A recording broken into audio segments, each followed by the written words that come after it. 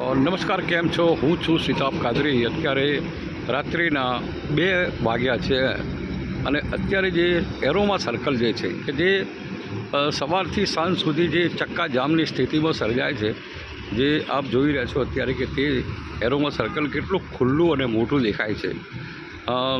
દિવસ દરમિયાન 12 વાગ્યા પછી જે કડક કાળઝાળ ગરમીના કારણે લોકોને વાહનો બિલકુલ બંધ થઈ જાય છે, જ્યારે રાત્રિના સમયે મોટી સંખ્યાના અંદર લોકો અહીંથી પસાર થઈ રહ્યા છે.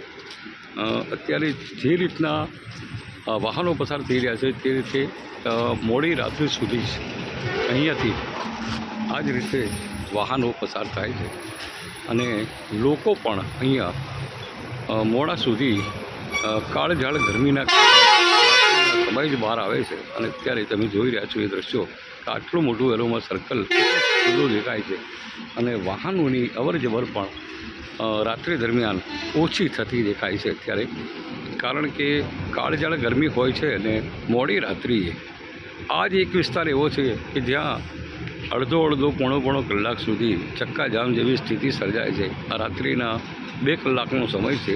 સમગ્ર એરોમા સર્કલ આખું અત્યારે ખુલ્લું દેખાય છે. Voice of India news Sitab Qadri, Palanpur.